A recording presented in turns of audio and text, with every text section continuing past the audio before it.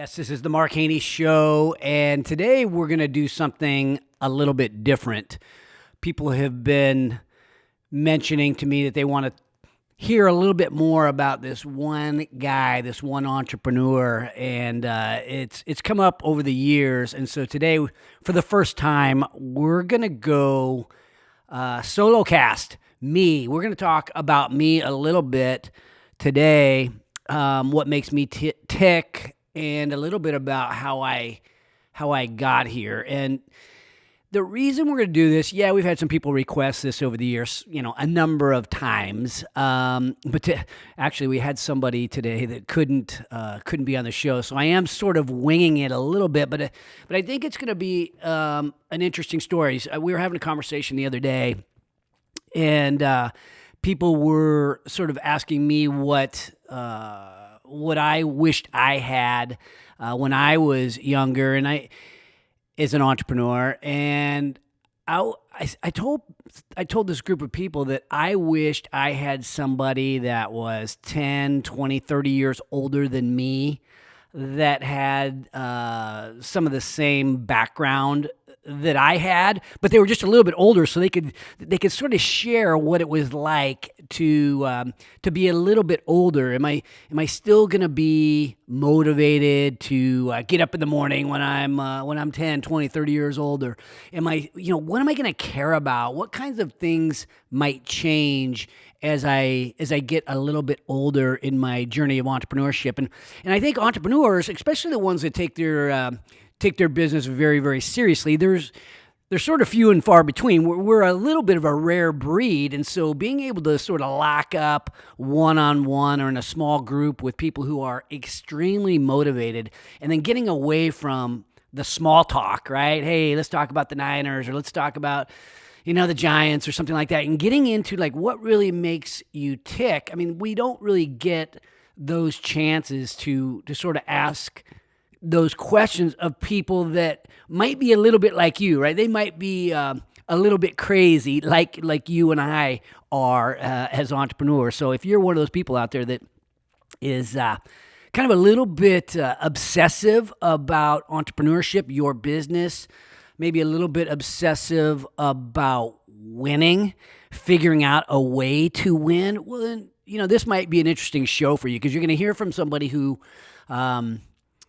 is extremely obsessive about winning, and I'm not apologetic about it, although I don't shout it from the rooftops, because those people that are very obsessive about stuff and motivated, they can rub us the wrong way. It's sometimes it even sounds like you're bragging, but when you get in a small group, you can kind of talk about, today I'm going to talk about it on the show, and so I guess I am shouting it to a certain extent, but I hope maybe you can identify with some of the things that I'm going to talk about today. So stick around. It's the Mark Haney Show. We're going to be talking about me and my journey, and me being probably a little bit older than you. Let's see if we can relate to one another just a bit. Stick around. Welcome back to the Mark Haney Show. As I said before earlier, we're going to talk about me today and dive deep into the way I think about entrepreneurship, the way I think about winning. And I think it starts with the thing, is it okay to win? Is it okay to be great? Is it okay to try to do something maybe that nobody else has ever done? And I would submit to you that yes, for me, as an older person still, but I was like this even as a younger person. I wanted to do something, special. I wasn't good enough to be a professional athlete, so I've been in this discovery mode. And entrepreneurship is one of those things where you can try as hard as you want. You could be as great as you can be on your own terms. With the help of others, but there's really no limits, right? There's nothing that limits you like other aspects of a career might. Entrepreneurship, it's like sky's the limit. And I guess I would submit to you as well that even if you're working for somebody else, the sky is the limit. But in entrepreneurship, there's probably an easier pathway to sort of create it your own way, and that's what I've been attempting to do. So I'm going to share with you today sort of my framework for creating an entrepreneurial life. So I'm going to take you back a little bit to me selling my companies, right? I was video stores, then security cameras, sold my company. Gosh, it's been about like 11 and a half years ago. It was 2010. My goodness. Anyway, what am I going to do with my life? And I think this is where maybe some of you guys can relate. If anybody who's there listening today and doesn't know quite the direction that they want to go, I'll share with you what I did, and this may resonate with you a little bit. I had a little break in the action, left my company after selling it, and the first thing I did was buy a gigantic dry erase board, right? And it's like, that might sound kind of funny, but that was like the first piece of office equipment that I bought. And I was trying to decide what I wanted to do with my life. I was no longer employed in the security business, and so I started writing down stuff, right? So I wrote down all the things that I guess I took a personal inventory, if you will.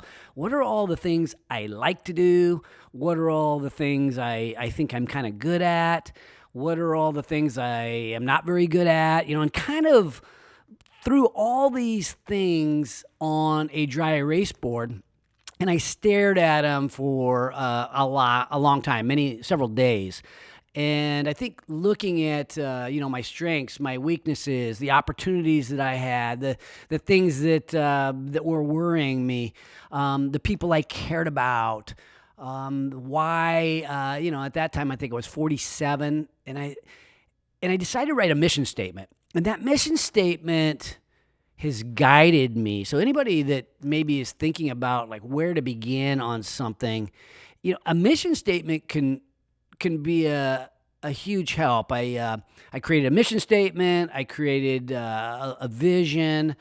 I created a purpose statement, and I feel like that has guided me in many ways. And so anybody who's like figuring out where they want to go, that might be a good start. My life today, I started down a path, kind of a meandering path. My mission statement was all around creating opportunity for my family, my friends, and my community. And as they succeed, I succeed. So that's really the premise for where the way I think, because it's fun for me to help create opportunity for other people. I really, for me, that's been one of the most rewarding things that I've done in my life. And so really, as I think to how my life, I've sort of organized my life in these compartments. My family is one compartment. My friends are another compartment. And my community is another compartment. And then I have me, I say that I am fourth. So if I can help people that I care about in each of those buckets to succeed, then I succeed, and then for me, health and fitness and that kind of thing is a very important piece of keeping going, right? So I can continue to help create opportunity for others, right? I got to be healthy, and I got to be fit, and I got to be sane. I've got to be personally where I want to be. So I think today I'm going to talk a little bit about each of those buckets. And I've got Scott over here. He's my AV guy. He's also the guy that helps me with my real estate investments and a number of things that I'm working on. So since this is a solo cast, I get stuck, he may pause me a little bit and go, hey, bring this up, bring that up. And hopefully there can be a little bit of an opportunity for me to share more of my philosophy. But I wanted to kind of give you the framework of where we were coming from. So I want to start by talking about my family.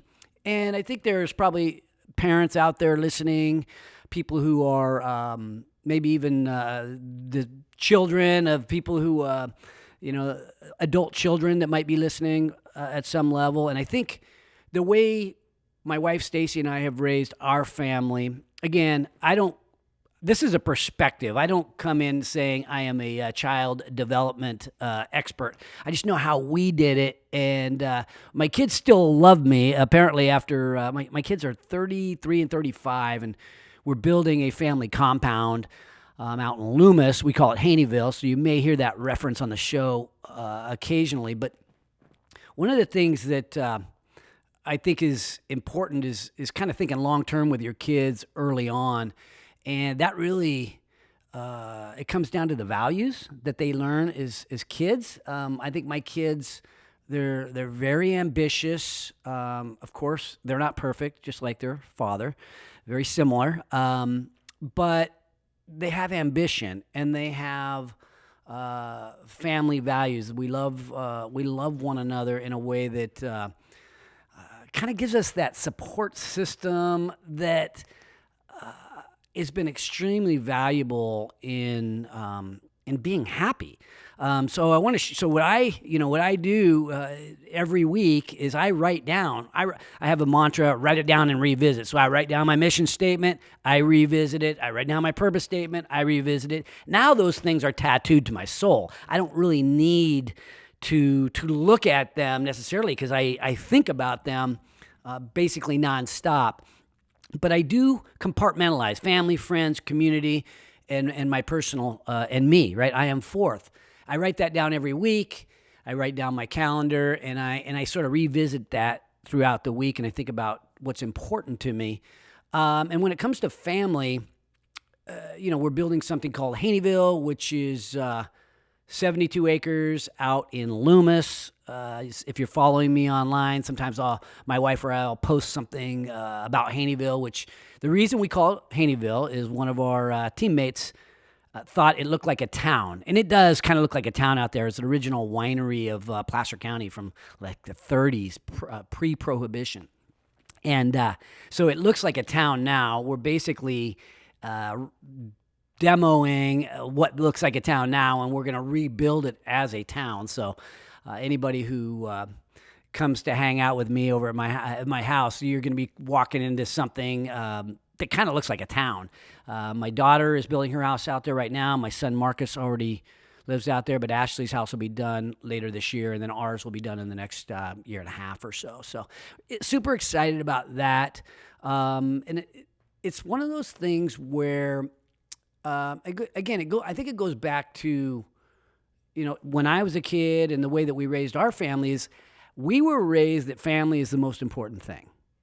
Okay? That's how I was raised. My mom and dad raised us. Nothing's more important than family.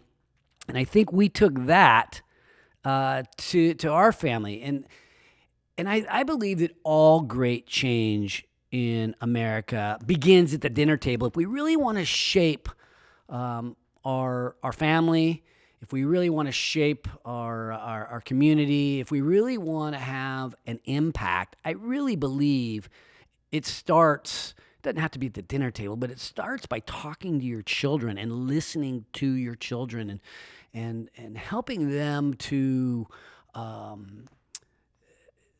guess, understand where you come from.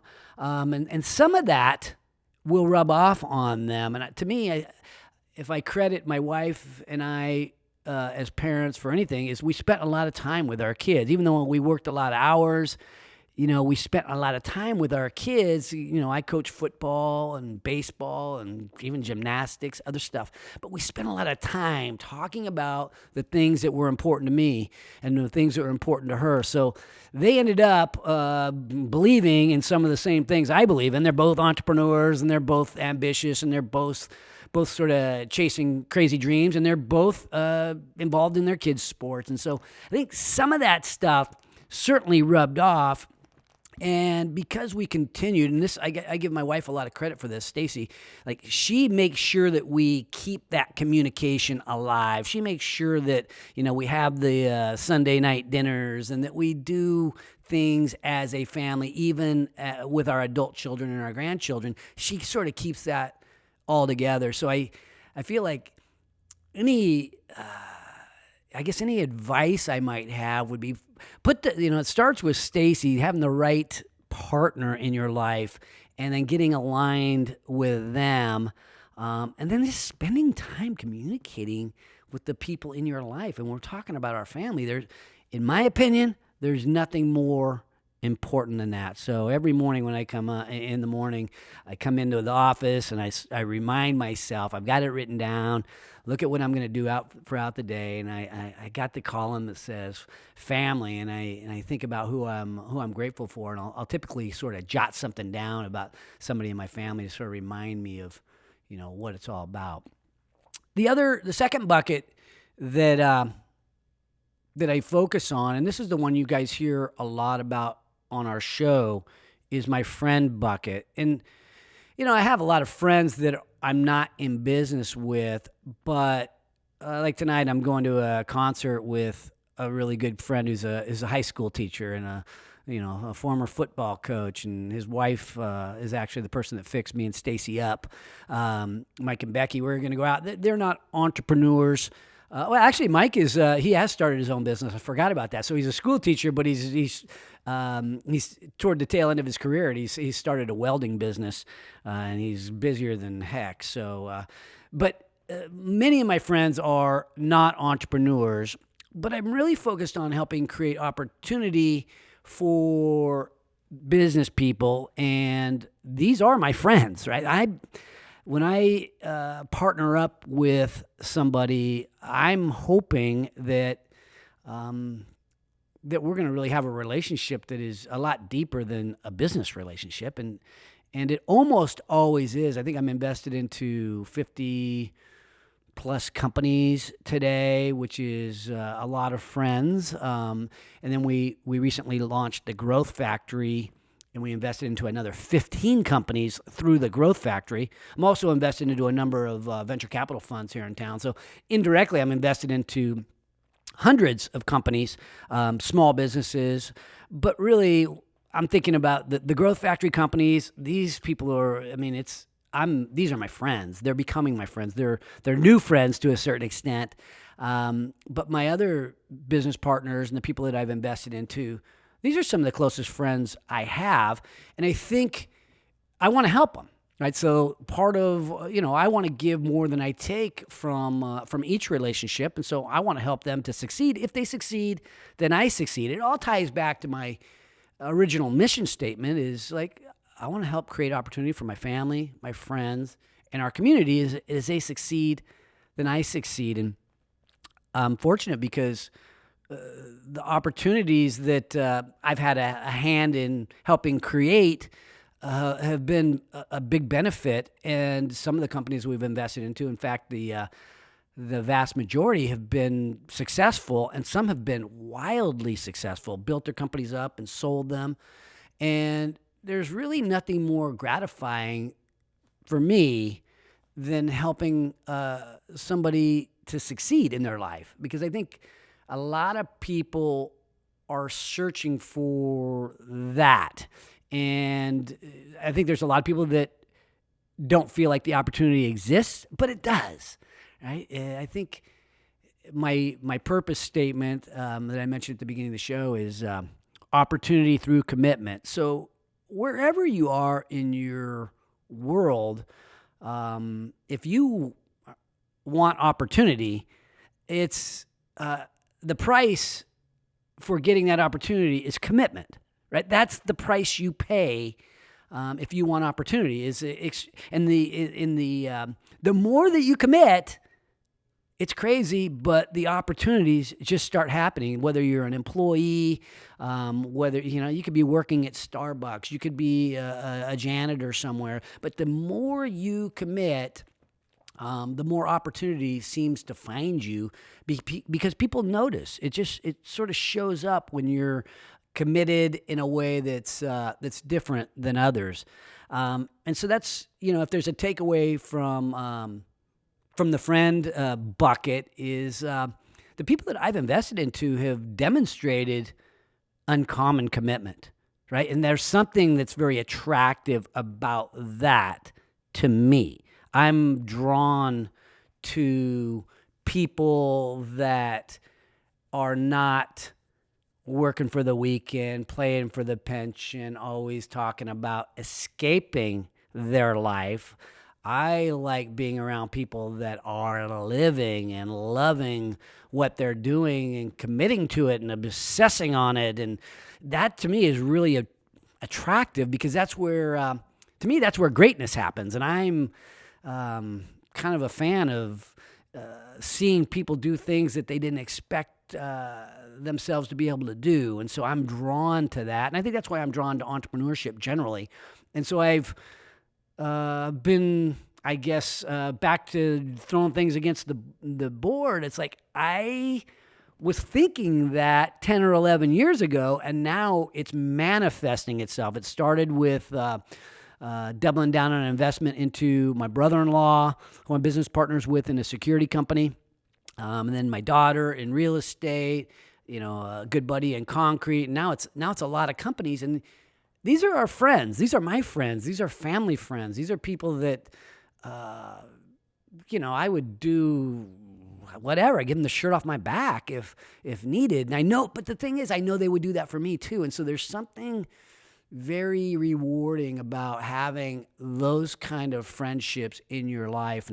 And part of what, if I had to say, my vision for that is, if the 50 companies that I'm invested into and the new 15 with the Growth Factory, and you think about their founding teams, right? The leadership, the founders, and many times there's a few founders. What if, and this has been kind of my fascination, is what if they all loved each other? Picture them, I sort of like to picture them in my backyard, and we're all together, celebrating our successes and high-fiving and toasting one another. And somehow those friendships that started by this, maybe an investment or a business partnership with me, that we all sort of can cross-pollinate and become friends together. And it's starting to happen, which is super rewarding.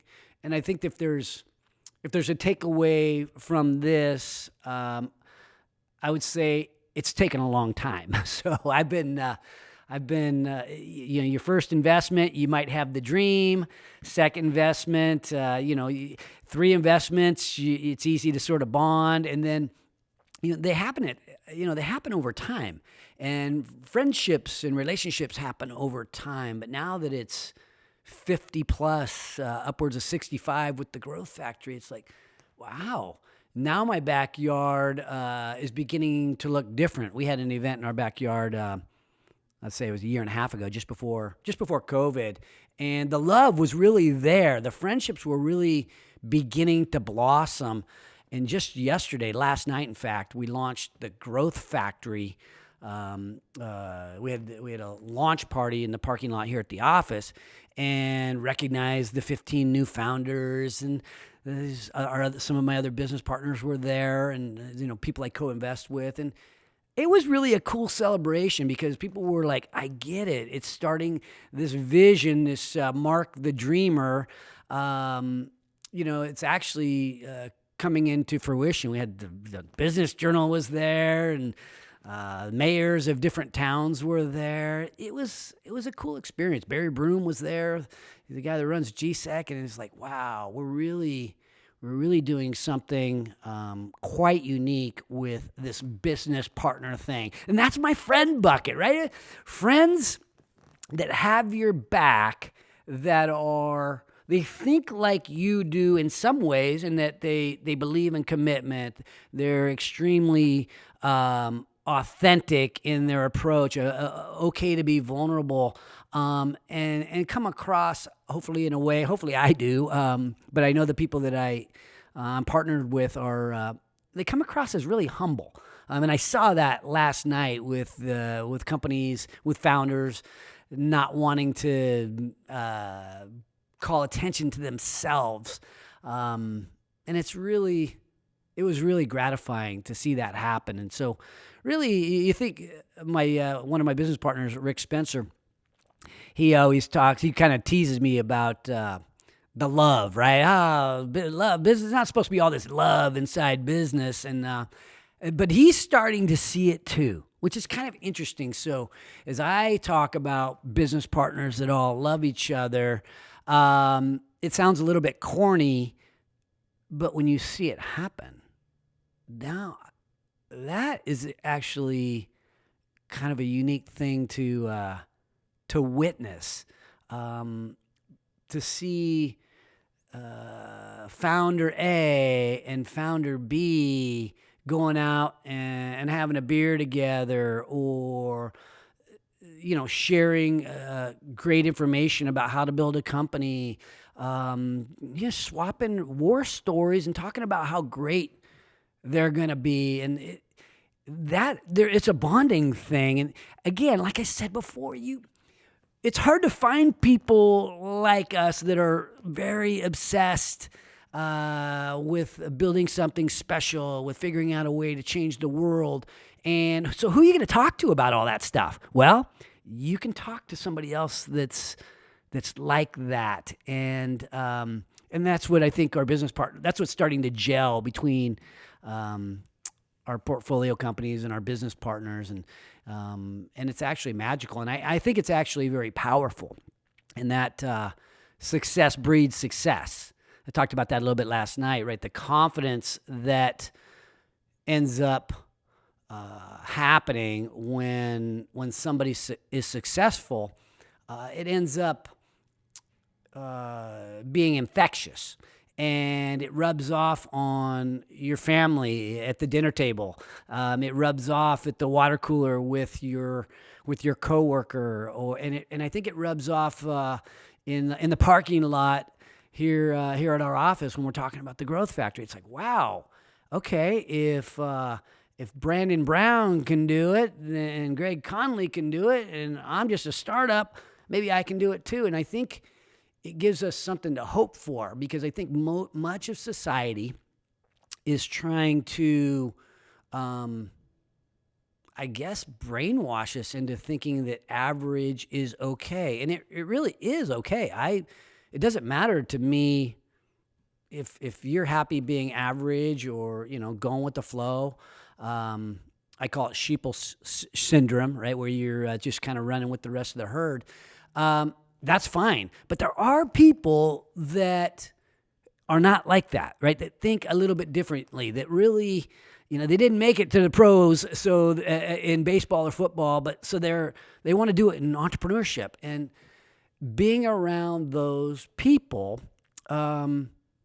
is a really special thing. But most of the time you don't know where to find them. So that's kind of the interesting thing, is like, where are these people? Well, I happen to have them as business partners, which is really a cool thing. I'm also in a group called the Entrepreneurial Organization, which is filled with entrepreneurs that have had some success. They've got a growth mindset. I think the revenue minimum, you get revenues $1 million, and there's like 70 or 80 of us. And it's a little bit like AA for entrepreneurship, where we get to kind of confess our sins in private and totally confidential. And really, it's a place where you can be yourself, because realistically, when you're out there with the school teacher or the FedEx driver, the people that are sort of playing for the paycheck a little bit, or working for the weekend, playing for the pension, it's hard to share that you want to build a $100 million company. It's hard to share that you want to bring $1 billion a year venture capital into the Sacramento region. It's sort of like, it's just not what most people think about, right? So, but I'm obsessed with these things. And so who do you talk to about that? And you can do that kind of thing within your close friend group, especially when they're entrepreneurs, and that's what happens with the Entrepreneurs Organization. The third bucket of the four is my community bucket, and I guess I should back up with that too, and say my parents were community minded. They were small business people, and my dad was on the library board. My mom was in Seroptim. And so I had a good example of people who really cared about their hometown and And so I think I got that from them. And again, I think my kids are getting that from me. My daughter is the youngest ever president of the Placer County Association of Realtors, which is cool. Well, she was the youngest ever, and then she finished her term. Now she's, I think, going to be president again, and she'll be the next time she's president. She'll be the youngest one again for the second time. So it's kind of an interesting. And that's a job. They don't pay you to do that, by the way. That's a job where you volunteer to help other realtors and really build the community for the good of real estate in their real estate industry.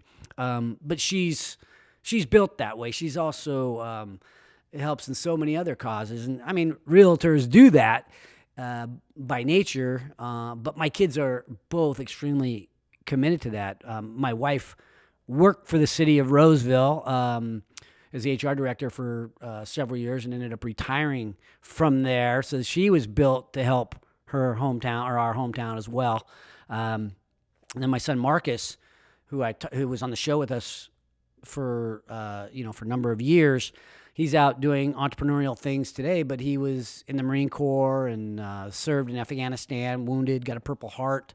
And I think when it comes to my community and how I can help my community, people call it giving back.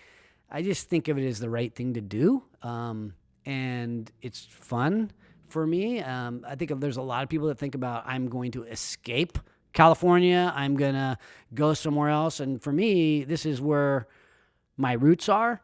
Marcus's son, Hunter, plays Little League on the same field that I played on, where I coached Marcus, and I think those things matter to me. That's just sort of the way that I was raised, and it's obviously the way our kids are raised. And so now we're entrenched into this community. We are not leaving. And so I feel like if you are living somewhere, it's almost like a moral obligation to give more than you take from your community. And so I think I helped a little bit when I was coaching, and now I'm helping out in entrepreneurship. And that's really what prompted this show, right? Why did we start the Mark Haney Show? It started off as Entrepreneurs Unleashed and then became the HaneyBiz Project. And as I've tried to figure out what the best way to convey a message is, we've changed the name to the Mark Haney Show.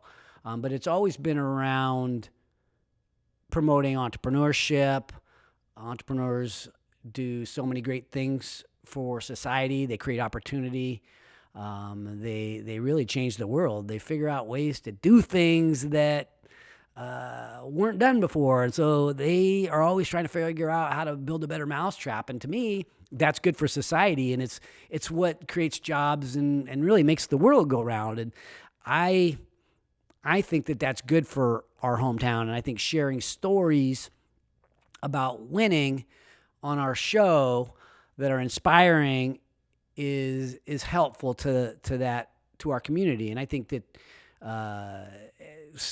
sometimes when we hear these stories, it's educational, not just inspiring, it's educational, and that education is good for our community. So really this whole show, if you will, this whole media thing that I'm doing, podcast, YouTube, social media, Money 1055, it really is to help the community because entrepreneurship is good for our community. And I know that it is. And it's been an incredible way to meet people that also believe in entrepreneurship. And there's a group of us that kind of think that way, and we're stronger together as a team. There's a group of people in the Sacramento region that are forming that really believe in the power of entrepreneurship, that really understand the kind of impact that an entrepreneur can have.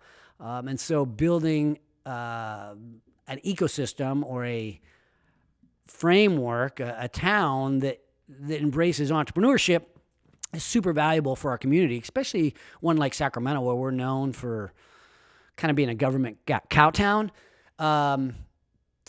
To change that mindset at some level, I think is valuable for our hometown. And really, to me, it's like one entrepreneur at a time.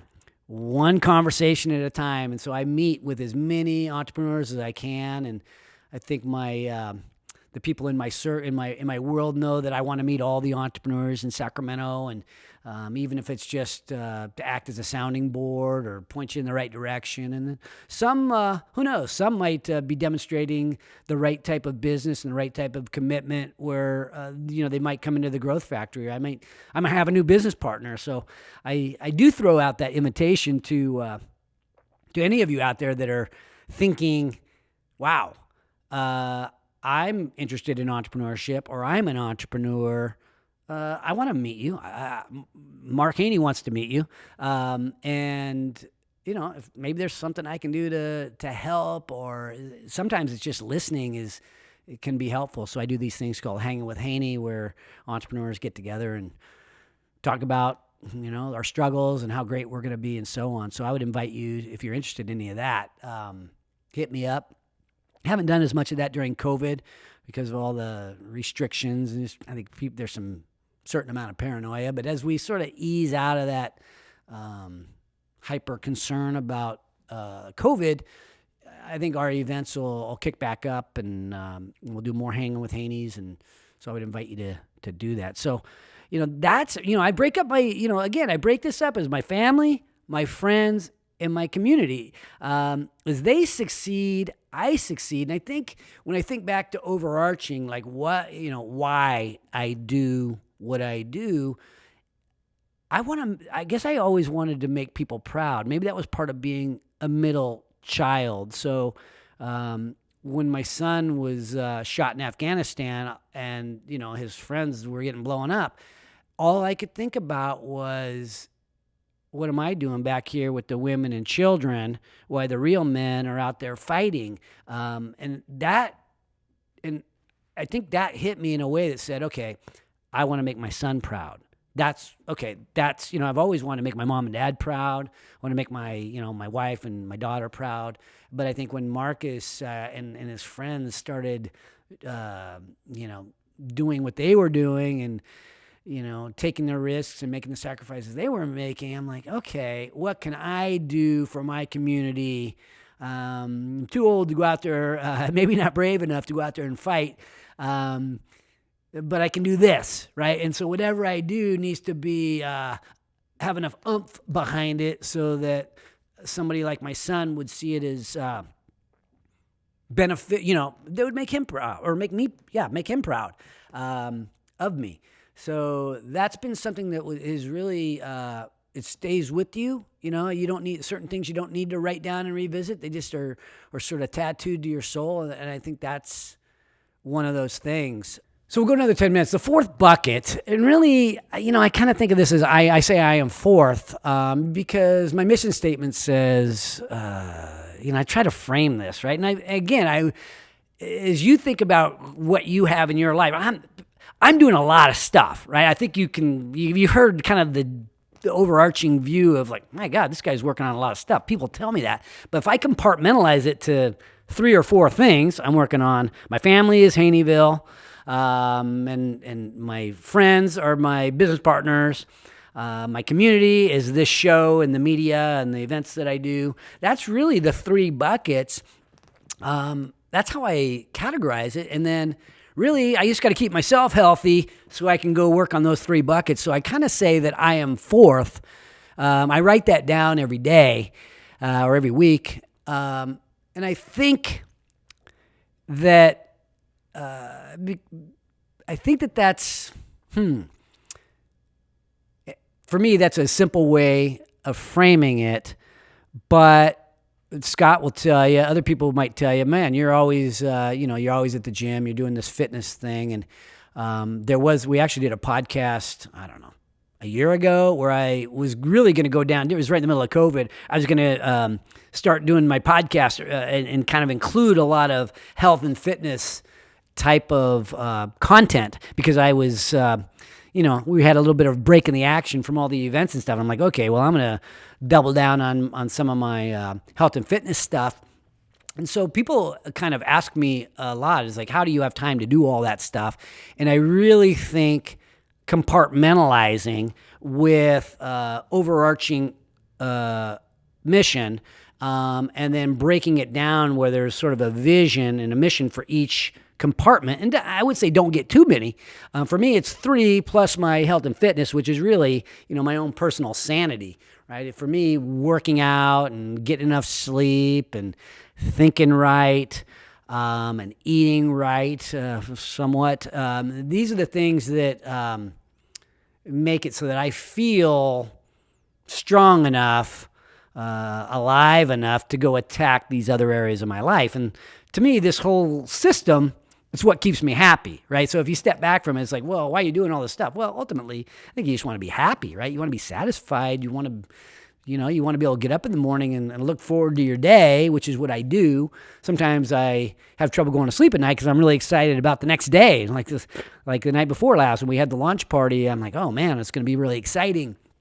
It's even tough to get to sleep at night. So I try to make sure I break my, I want to be so again, what's my vision? I want to be the fittest 85-year-old in Sacramento, when I'm 85, which I've got some time, to get there. So I'm not the fittest, guy my age today, but I do CrossFit and, I do yoga and, I do a few other,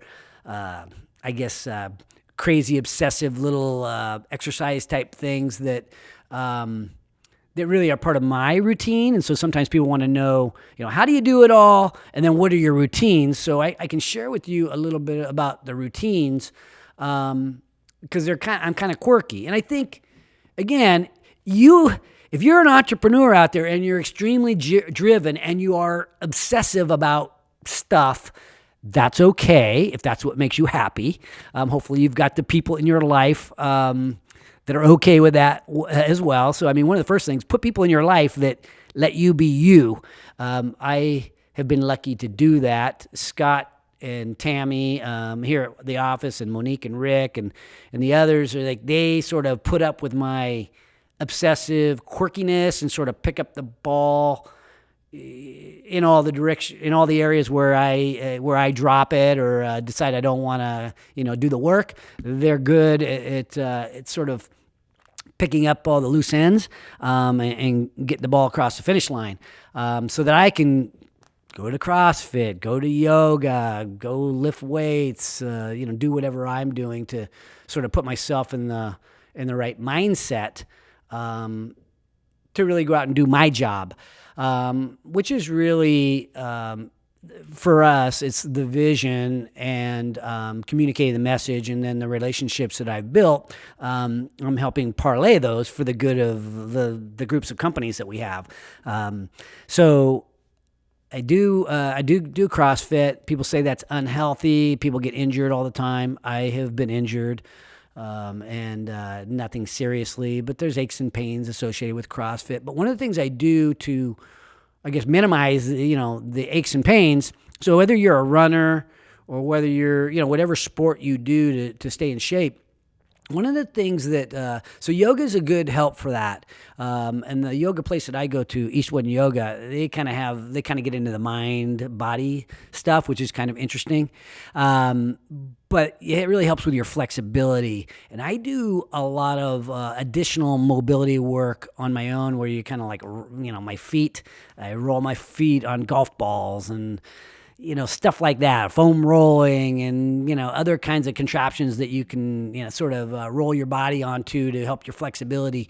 These are things that I do in a very routine way, while I'm dreaming about, how great our companies are going to be, or how great HaneyBiz is going to be, or, when I'm thinking about what I might talk about on the show or something, I could be rolling out and sort of have my mind go there, so that I'm more prepared. But I'm kind of doing a dual purpose where I'm getting a little bit more flexible simultaneously. So I break my, I have my overarching vision as being the fittest 85-year-old, and I break my, focus into 4 categories: sleep, exercise, nutrition, and thought. And you end up spending a lot more, time. You're thinking all the time, but we spend a little bit more time thinking about the exercise piece because that. But I look at that as my exercise for me is part of the thought piece, because people that work out strenuously can relate to this. So stress is a part of entrepreneurship. Stress is a part of life, but it's definitely a part of entrepreneurship.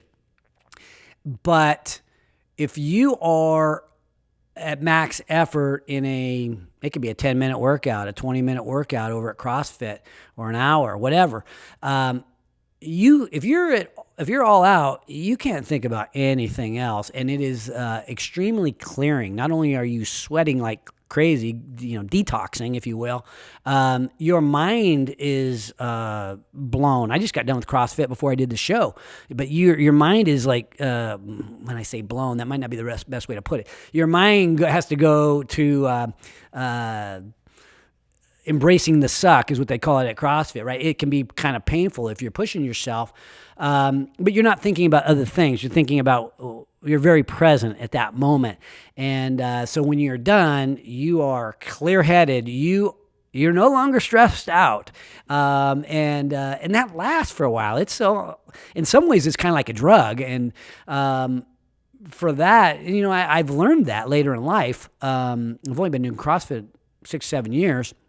I've always liked to run and stay in shape, but CrossFit is uniquely, and there's other CrossFit type workouts that are uniquely beneficial in helping with stress, because they're so dang hard, right? They're so hard that you forget about everything else. So people wonder how you deal with stress. Stuff like working out really hard can be a huge piece. Getting sleep as well. If I don't get enough sleep, I'm going to be stressed out. So, my friends tease me because I go to bed early. Well, everybody else is staying out late, burning the candle at both ends. And I do that occasionally. Tonight I'm going to a concert. But I really try to get to bed early so I can get up early and attack the day. And so I sleep, exercise, nutrition is something that I really need to work on. But yeah, I do believe, at my age, you're trying to cut sugar out of your life. So that was one of the things that I've been working to do this last year or two, is cut sugar out of my life, lower carbs, stuff like that. I'm not obsessive about the nutrition. Maybe I take vitamins and that sort of stuff. So I'm not as disciplined as I would like to be in a lot of these areas. But I think all of that is a foundation for helping me think straight, right? So if I have my sleep, if I've got my exercise, if I'm putting the right stuff into my body, generally speaking, then, I'm thinking right. I'm not feeling guilty as much about, being out of shape, or, those things that can weigh on me. I don't know if they weigh on you, but they can weigh on people. For me, if I can keep that sort of managed, then I'm thinking straighter, which is really, I'm thinking about all the things that make me happy. And so that's my, that's sort of my package. Is I am fourth. My family, my friends, and community are 1, 2, and 3, and then try to keep myself healthy so that I can help them succeed. Right. So as they succeed, I succeed, really is what it comes down to. And again, I think in the future, people are going to probably want to dive deeper into HaneyVille. They might want, in my personal world, they might want to dive deeper into my business partners and that world, and my friends. And then also, what are we doing in the community? These are aspects of the Mark Haney Show that are going to be, we're going to take a little bit deeper dive on like what I'm doing. We're going to continue to interview people on the show and share their stories and help them educate you. But I think as you hear a story about this older guy that might be a little bit like you, might be a little obsessive about business, obsessive about winning, obsessive about life. It doesn't have to be business. I was obsessed as I was coaching football. We won championships. I'm obsessed about about winning, which is it's not, it's about being the best that you can be. It's about doing something important in your life. It's, I'll get choked up, maybe get tears in my eyes if I see, little kids turning a double play. They've been practicing it forever, and now, oh my God, it's come together. But it's come because of their commitment. To me, that's greatness. That's winning. And so as I see people win, as I'm around people that are winning, as I'm living vicariously through these extremely obsessed founders, oh my gosh, it's extremely rewarding. And in some ways, I feel like I'm a small part of it, even though maybe I laid a little bit of the foundation. I helped create some opportunity. I didn't really do a heck of a lot other than that.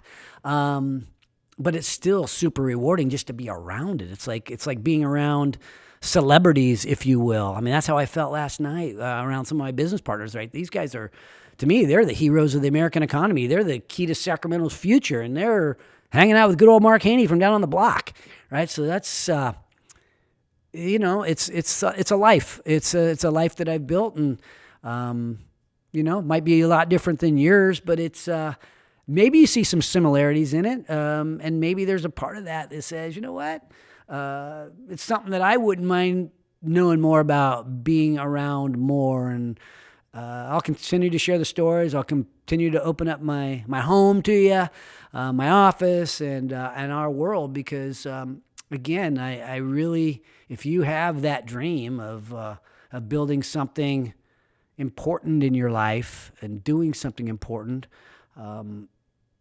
that's interesting to me, and I want to be around it. And I think I talked about my son's military background, and many friends that are supporting, they're in law enforcement. So at the end of each show, I always say that same little mantra, to all you out there fighting the good fight for entrepreneurship, right? Because I love that. But to all you out there that are fighting the good fight for our security, right? For keeping our homeland safe, for all you out there that are fighting overseas, everybody that's helping support those people, the people that are, helping them after they get wounded, after they get sick, after there's a challenge, all those out there fighting the good fight to make America better. We're never above you. We're never below you. We're always by your side. Thanks for watching today's show. My goal for every episode is that you find a takeaway, something tangible you can use in your business today. And if you have a comment about a favorite takeaway, feel free to put it in the box below. And if you have a topic that you'd like me to bring up on the show, don't forget to let me know. And also, don't forget to subscribe to our YouTube channel if you want to learn more about entrepreneurship. Because at HaneyBiz, we are always by your side.